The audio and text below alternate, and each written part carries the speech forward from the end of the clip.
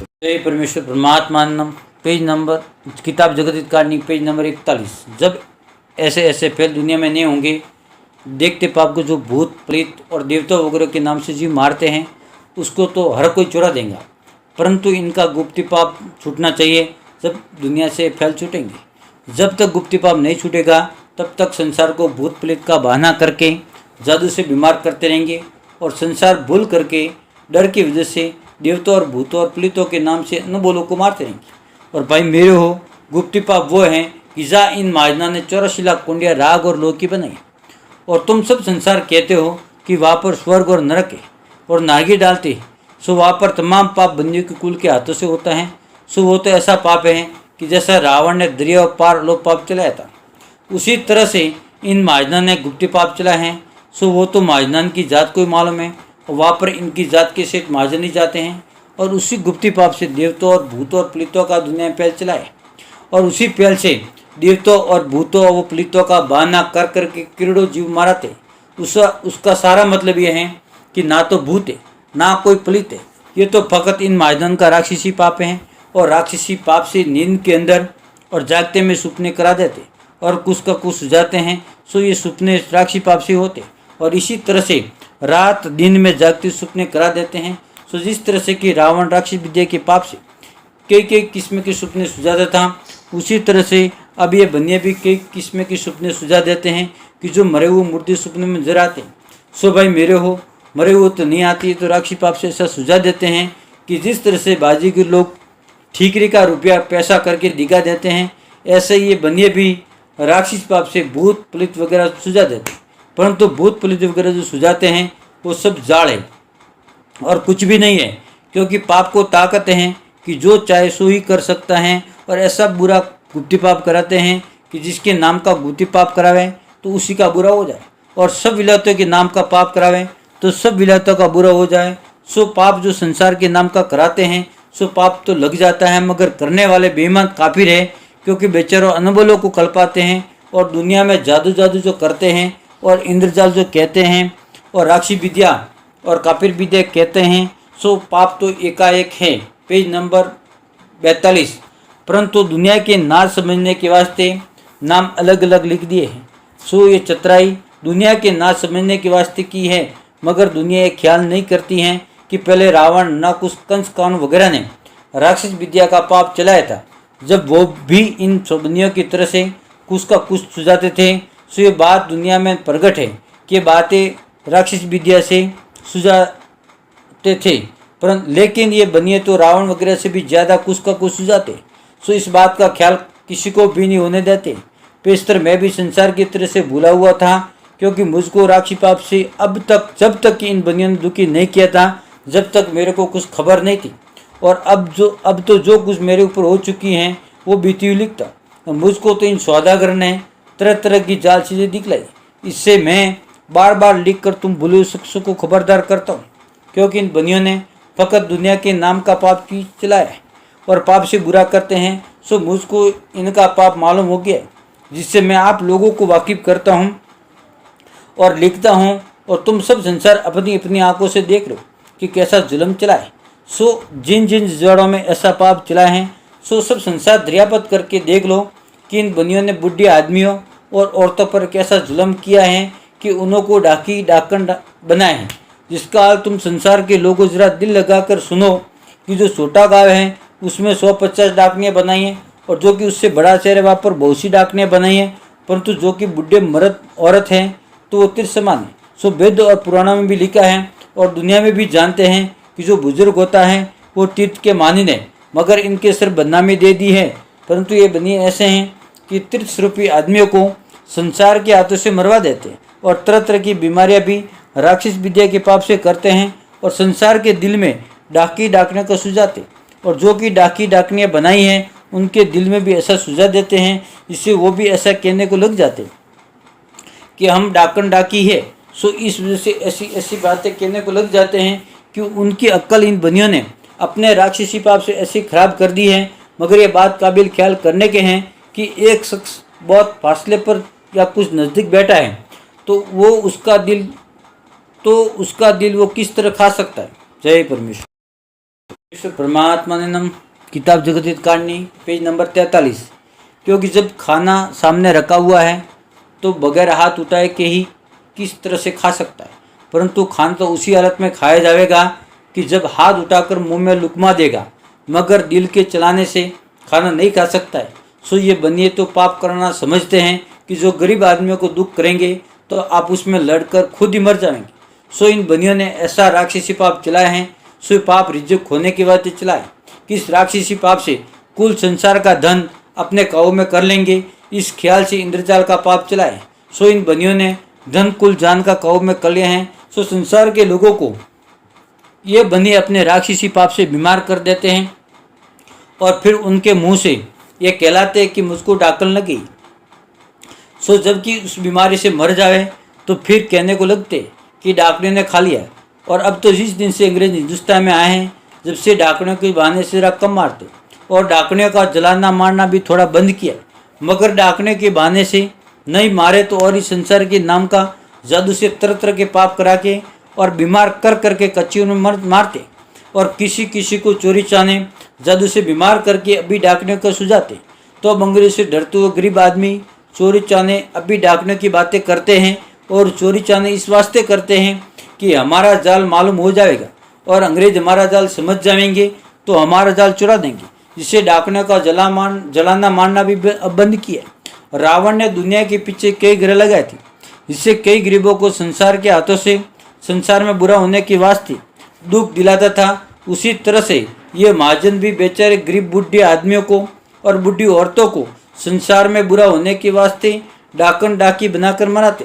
उसी तरह से ये भी वैसे ही गरीब हैं। सो संसार के लोग अच्छी तरह से इस बात को सोचो कि रावण जो राक्षसी पाप से बीमार कर देता था और किसी किसी को मार भी देता था। सो जबकि दुनिया को खबर पड़ी, जब दुनिया ने रावण के में उसके कुल के मार दिया, सो भाई जबकि राक्षसी विद्या से मेह और मौत को सारे कर लेते हैं तो फिर राक्षसी पाप के चलाने वाले जो चाहे वही कर सकते। सो जबकि संसार इसके तजने का बंदोबस्त ना करे, जब तो जीने का भी धर्म नहीं है, क्योंकि मालिक ने तो सभी को पूरी उम्र दी है। सो कदीम और ठेठ से बुजुर्ग यानी बूढ़े जयीफ होकर मरते हैं। Page number 44। परंतु इन बनियों ने रावण की तरह से संसार के लोगों की मौत को काबू में कर लिया है। लेकिन पहले जमाने में बाप से पहला बेटा नहीं मरता था और अब बाप से पहला बेटा मर जाता है। सो अब और पहले क्या मालिक और था, जो ऐसा हो जाता, पहले ऐसा नहीं होता था, परंतु मालिक तो वो का वही है। सो ऐसे ऐसे पाप तो इन बंदियों ने जाहिर चलाए हैं, जिसको तमाम जान के लोग अपनी आंखों से देख रहे।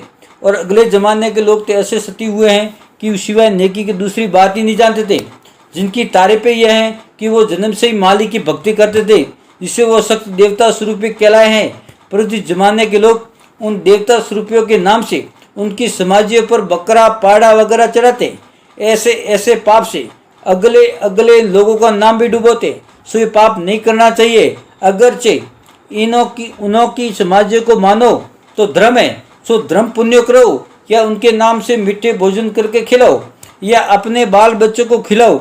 इसी तरह अगर तुम्हारे कुल में कोई भक्त हुआ होवे तो तुम लोग उनके नाम से धर्म पुण्य करो, या ब्राह्मण साधु गुरु को खिलाओ, या अपने घर के बच्चों को भक्त लोग के नाम से खिलाओ, और जानवरों को मत सताओ, क्योंकि इन बनियों ने तुम्हारी अक्ल को अपने राक्षसी पाप से खराब कर दी है।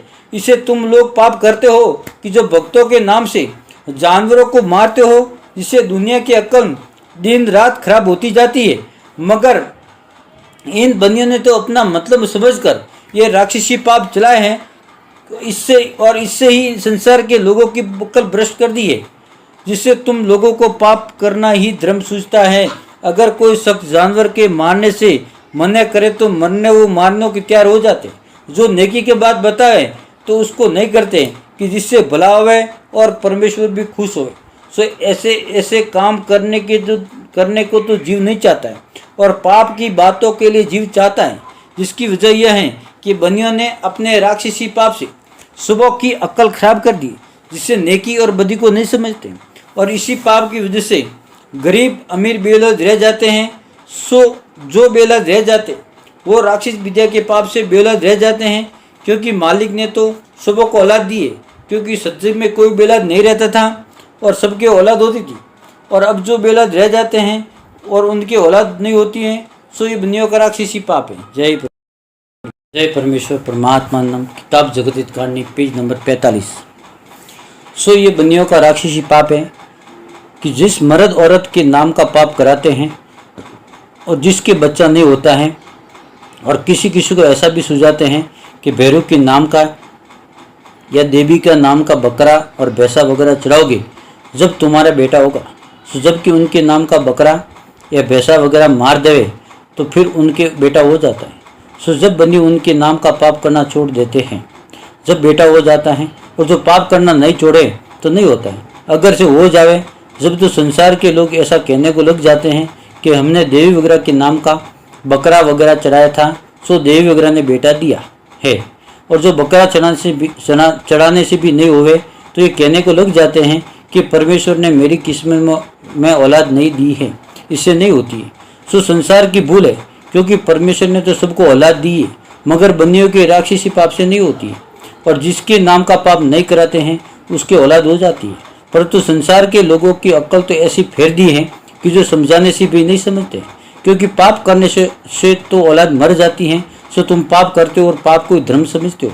सो भाई मेरे हो, देवताओं के ऊपर तो बकरा चढ़ाने से नुकसान पहुंचता है, क्योंकि वो तो भक्त हुए हैं। जिनके ऊपर तुम बकरा चढ़ा देते हो सो उनके ऊपर तो पाप करना बुरा है, क्योंकि उनके नाम का धर्म पुण्य करना चाहिए, वो अच्छी बात है। और जिस तरह से कि रावण ने राक्षस विद्या के ग्रह चला चला के लगा देते और देवताओं के ऊपर हाड़ वगैरह गिरवा देता था, परंतु दुनिया को अपने राक्षसी पाप से ऐसा सुझा देता था कि देवता ने रोग वगैरह किया है। सो ऐसा बहाना करके रावण दुनिया के हाथ से हाड़ वगैरह गिरवाता था। सो रावण ने तो थोड़ा ही पाप चलाया था, और इन बनियों ने तो इतना पाप करना शुरू किया है कि जान के हाथों से देवताओं के ऊपर जानवरों को मरवा देते हैं और हाड़ों को डाल देते हैं। सो हम तुम सभी जानते हैं कि अपने हाथों से हम और तुम देवताओं के ऊपर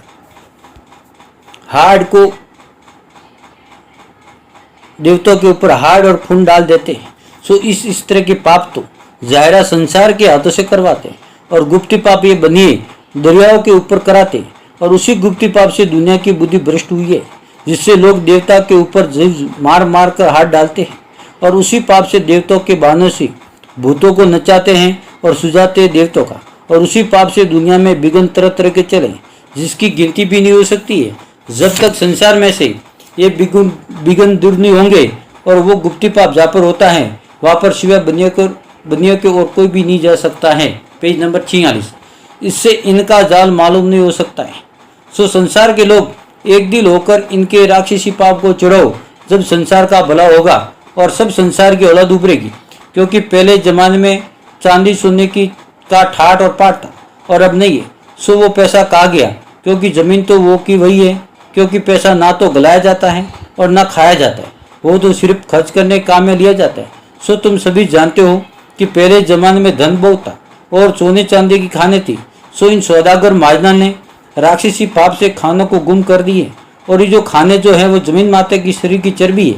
परंतु ये बनिए जमीन माता के नाम का पाप कराते हैं, इसी चर्बी गल गई है। सो इस बात का तुम लोगों को जरूर ख्याल करना चाहिए कि हर एक मुल्क में चांदी सोने की खाने थी वो खा गई, बल्कि सब चीज़ों की तेजी हो गई है। और जिनको कि हीरा और पन्ना की खाने कहते हैं वो पत्थर है, मगर हरा पत्थर था तो वो हरा हीरा था, और नीला पत्थर था वो नीला हीरा था, और सफ़ेद पत्थर था वो सफ़ेद हीरा था, और लाल पत्थर था वो लाल हीरा था, और पीला पत्थर था वो पीला हीरा था। क्योंकि ये पत्थर हैं जो जमीन माता के हाड़ है। तो अगले जमाने में जब काल नहीं पड़ते थे, जब जमीन माता का शरीर निरोगा था, तो हाड़ों में रोशनी थी। परंतु ये बनिए लोग जिस दिन से काल पड़ाने लगे हैं और तरह तरह के रोग जमीन माता कर दिए हैं, सो बीमारी की शुभ से सब चीज़ों की शिकल बिगड़ गई है। जिस तरह से कि आदमी बहुत बीमार होता है और बीमारी से उसके शरीर का खून सूख जाता है और गोश्त गल जाता है और हाड़ भी बदशिकिल हो जाते हैं, और बीमारी की शुभ से आदमी का रूप भी तमाम जाता रहता है। उसी तरह से जमीन माता को जादू से रोक करा के बीमारी से इन महाजनों ने रूप घुमा दिया है। इससे पत्थरों की खानों का यानी पहाड़ों का रूप जाता रहा है। सो हीरापन्नों की रोशनी भी चली गई है। सो इसी तरह जबकि आदमी बीमारी की शुभ से कमजोर हो जाता है तो उसके भी शरीर की रोशनी निकल जाती है। इसी तरह से जमीन माता के शरीर में भी बीमारी की शुभ से रोशनी नहीं रही है, और ये चांदी चूने खाने जो थी वो अब जमीन आसमान पर भी नहीं रही है, बल्कि किसी चीज में रोशनी नहीं रही है। जय परमेश्वर। जय परमेश्वर। परमात्मा ने नम। किताब जगत हित कारणी पेज नंबर 47। इसका सबूत यह है कि ये बनिए लोग जमीन माता के नाम का पाप कराते हैं। इससे जमीन के शरीर में 12 मास तकलीफ रहती है। और जिस तरह से कि रावण ने शनिश्चर को राक्षस विद्या के पाप में दुखी किया था, इसी तरह से इन बनियों ने भी मुझ गरीब को अपने राक्षसी पाप से दुखी किया है और इस पाप से तमाम जान के लोगों को की बुद्धि भ्रष्ट कर दी है। सो मैं तमाम जान के बचने के लिए इन सौदागरों के जाल से वाकिफ करता हूँ, क्योंकि जिस तरह से रावण ने और अनाकुश ने 3 लोग की बुद्धि भ्रष्ट कर दी थी, उसी तरह सौदागर माजदान ने 3 लोग की बुद्धि भ्रष्ट कर दी है कि जो भाई भाई के संबंध नहीं है। सो दुनिया की बुद्धि राक्षसी पाप से कैसी भ्रष्ट कर दी है कि जैसे जानवर होते हैं वो बेसमझ होते हैं, इसी तरह संसार के लोगों के, क्योंकि आदमी के शरीर में जान तो है परंतु अक्ल नहीं है। सो बनिए बड़े हरामी हैं कि जो इन्होंने इंद्रजाल का पाप चलाए कि जिसका कुछ हिसाब नहीं है। कि अव्वल तो खुद ही तुम अपनी अक्ल से देखो कि पहले तो इन सौदागर माज ने जमीन माता के नाम का पाप करा के जमीन को माता को बीमार कर दिया और जमीन के शरीर की चर्बी गला दी है। सो इस बात की खबर अब तक किसी को भी नहीं है कि वो खाने कहाँ गई। सो ये अक्ल से भी सोचना चाहिए कि खाने कौन सा आदमी था कि जो उठकर चला गया, यह पंखेरु जानवर था कि उड़कर चला गया, जिसका पता नहीं लगता, क्योंकि चीज़ तो ऐसी है कि जो छुपाई से नहीं छुपती है। ये तो इन सौदागर महाजन ने इंद्रजाल के पाप से जमीन माता को बीमार कर दिया है, जिससे जमीन माता दुबली हो गई है, जिससे चांदी सोने की खाने गल गई हैं और संसार को अंधों की मुआफिक कर दिया है कि बिल्कुल नहीं समझ देते। और बनिए तो इस बात से वाकिफ़ हैं। और पहले ज़माने में चांदी सोने की खाने थी, जिसकी वजह यह है कि पहले ज़माने में जमीन माता ताज़ा थी, इससे खाने भी मौजूद थी। और अब पाप के शुभ से खाने गल गई हैं और अब जमीन माता जादू के पाप से दुबली हो गई है। सो इसका हिसाब इन माजनान को अच्छी तरह से मालूम है कि पहले ज़माने में जमीन माता ताज़ा थी और अब इतनी दुबली हो गई है। सो इन माजनान को जमीन माता की दुबली होने का सब हिसाब मालूम है, क्योंकि दुनिया की अक्ल तो इन बनियों ने राक्षसी पाप से खराब कर दी है। जैसे रावण ने दुनिया की बुद्धि भ्रष्ट कर दी थी, जिससे संसार को जमीन माता की पहचान नहीं रही थी, परंतु अब इन बनियों की कुल को तो जमीन माता का सब हिसाब मालूम है। पेज नंबर 48 कि जमीन माता इतने विश्वास दुखी है और दुबली हुई है, जैसे रावण के कुल को जमीन माता का सब हाल मालूम था। सो इन बातों का हिसाब बनियों के घरों में सबों को मालूम है, जो कि राक्षसी वेद और राक्षस वेद की किताबें और टिप्पणा वगैरह हैं, वो सब बनियों के घर के चलाए हुए हैं। सो इस वेद को और किताबों को काम में लाकर सब दुनिया भूल गई है। सो ये सब बातें मैं गरीब अनूपदास अपनी बीती हुई लिखता और सारी दुनिया भी जानती है कि वेद वगैरह मालिक के बने हुए और उसके चलाए हुए हैं, क्योंकि मालिक की तो कुदरती और है, क्योंकि मालिक तो कोई किताब पोती नहीं लिखता है, ये तो आदमियों की ही बनाई हुई है। मालिक की तो फक्त सब में रोशनी है, परंतु इन बनियों ने अपने राक्षसी पाप से संसार के लोगों की बुद्धि भ्रष्ट कर दी है, जिससे एक दूसरे से मोहब्बत नहीं है, बल्कि नात पाक इसे देख रहे हैं। इससे जिंदा रहने का ही धर्म नहीं है। और पुराणों में और किताबों में ऐसा लिखा है कि कलयुग आवेगा जब अनाज के दाने गिनती से बिकेंगे। सो पहले से ये बातें संचार में चला दी हैं कि पानी भी तुल कर बिकेगा और दरकत एक हाथ का होगा और आदमी 4 बालिश का होगा, और जिसके घर में एक शेर काशी या लो होगा वो दुनिया में दौलतमंद कहलावेगा। सो इस दुनिया में कैसी भूल बताई है। और इस जमाने के लोग गीता को बहुत मानते हैं कि जिसमें लिखा है कि अर्जुन को श्री कृष्ण जी महाराज ने मुंह के अंदर 3 लोग दिखाए थे। सो ये बात भी दुनिया के भुलाने के वास्ते झूठी चलाई है और किताबों में भी झूठ की चला दी है कि जमीन माता श्री कृष्ण महाराज के पास गाय का रूप बनाकर आई थी और कहती थी कि मैं पूरी दुखी हूँ।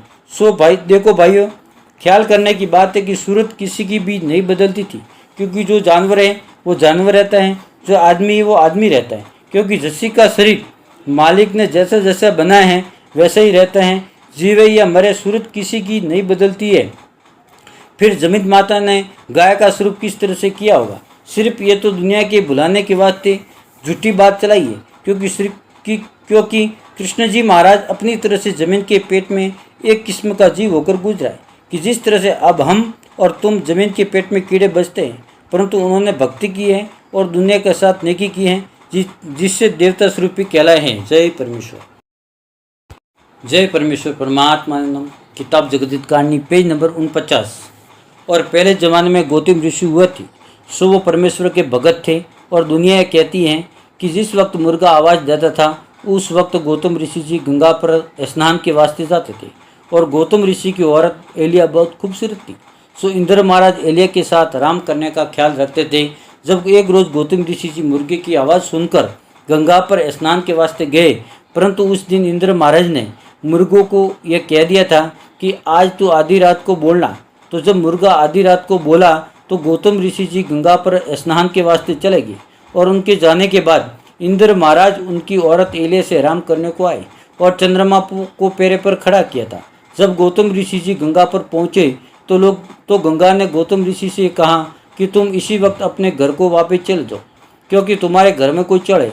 जब गंगा के कहने से उसी वक्त गौतम ऋषि बगैर स्नान किए अपने घर को चलाए और आकर देखा तो घर में चढ़ी था और इंद्र महाराज मौजूद हैं और चंद्रमा पैर पर खड़ा है।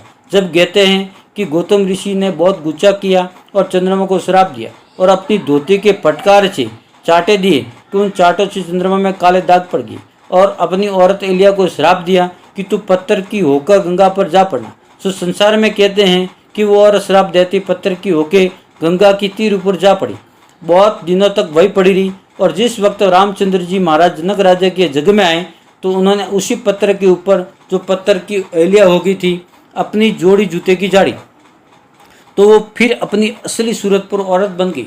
भला गौर करने की जगह है कि आदमी पत्थर क्यों कर हो सकता है और फिर पत्थर से आदमी कैसे हो सकता है। तुम संसार के लोग इस बात को दिल से ख्याल करो कि झूठ का क्या ठिकाना है। मैं कहाँ तक इस झूठ का लिखूँ? झूठ तो दुनिया में बहुत है और लिखने वाला मैं एक कहाँ तक लिख सकता हूँ। मैं तो कोई बात तुम संसार के लोगों को आके तुम्हारे खोलने के वास्ते लिखता हूँ। सो तुम सब संसार के लोग इंसाफ की आंखों से देखो कि जो मैं लिखता हूँ ये सच मालूम होता है। यह अगली बात जैसे गौतम ऋषि जी की और इंद्र महाराज की हैं, ये सच मालूम होती है। अब जरा इस बात को सुनो तो सही कि पेज नंबर 50 कि गौतम ऋषि ने इंद्र महाराज को श्राप दिया। सो वो कोढ़ी हो गए और उनके बदन में सुराख और बंग हो गए। और कहते हैं कि गौतम ऋषि ने चंद्रमा को श्राप दिया और उनकी धोती के चाटों से चंद्रमा में काले दाग पड़ गए। और रामचंद्र जी के जूते जाने से पत्थर से फिर औरत हो गई। और गंगा जी गौतम ऋषि को मुँह से बोले कि तुम अपने घर वापिस चले जाओ। तो गौर करो कि आदमी को मालिक ने अकल समझने के वास्ते दी है। सो तुम सब संसार के लोग अपनी अकल से समझो, गंगा जो है वो तो जड़ है और जड़ मुँह से कब बोल सकता है। चंद्रमा जो है वो ज्योतिष रूप है, वो ऐसे खोटे कामों के ऊपर पैरा क्यों देते। गंगा का मान और बुजुर्ग इस वास्ते हैं कि वहाँ पर साधु फकीर और अच्छे लोग तपे, जिससे इस नदी का नाम प्रगट है। नहीं तो जैसे और नदी है वैसे गंगा भी एक नदी है। और जो कोई ये ख्याल करे कि गंगा का पानी नहीं बिगड़ता है और कीड़े वगैरह नहीं पड़ते, दूसरी नदियों का पानी खराब हो जाता है और कीड़े वगैरह पड़ जाते हैं, इससे गंगा में ये बात ज़्यादा है। सो भाई मेरे हो, इसका सबब यह है कि महाजना ने गंगा के नाम का पाप करके अभी तक रोक नहीं किया है, जिससे ये पानी नहीं बिगड़ता है। और दूसरी तमाम नदियों के नाम का पाप करके रोक कर दिए हैं, जिससे उन नदियों के पानी में कीड़े पड़ जाते हैं और पानी खराब हो जाता है। सो जिस दिन गंगा के नाम का पाप करके गंगा को रोक रहा है उस दिन इसका पानी भी खराब हो जाएगा। इसी तरह से ये बात पेस्तर से प्रकट कर दी है कि गंगा जी अलोप हो जाएगी, इसका मातम कम पड़ जाएगा। सो भाई मेरे हो, अलोप हो जाना और मातम और मान कम हो जाना गंगा का यही है कि ये बनिए महाजन लोग गंगा के नाम का पाप कराना शुरू करके इसको रोक करा देंगे। तो उस पाप के होने से गंगा के पानी में ये बात जो अब है नहीं रहेगी और इसके पानी में कीड़े वगैरह पड़ने को लग जाए, तो फिर संसार के लोगों के दिल में गंगा का मान और मातम कम हो जाएगा और दुनिया खुद ही कहने लगेगी अब गंगा अलोप हो गई है और इसका मातम कम हो गया, जिससे पानी खराब होकर कीड़े वगैरह पड़ने लगे हैं। और ख्याल करो कि जल तो सदा निर्मला है, परंतु इन बनिया बेईमानों ने जगह जगह जादू से रो करके जमीन माता को बीमार कर दी है। और जो कि मैं बरसता है उसको दुनिया इंद्र कहती है। सो इंद्र महाराज तो तिरन तारण और दीनदयाल है, परंतु इन बनियों ने एक ऐसा झूठ का जाल चलाया है कि जल कोई आदमी नहीं है कि जो एलिया से आराम करने को आएगा, क्योंकि जल तो दीनदयाल है और जमीन आसमान सब जली की माया है। जय परमेश्वर।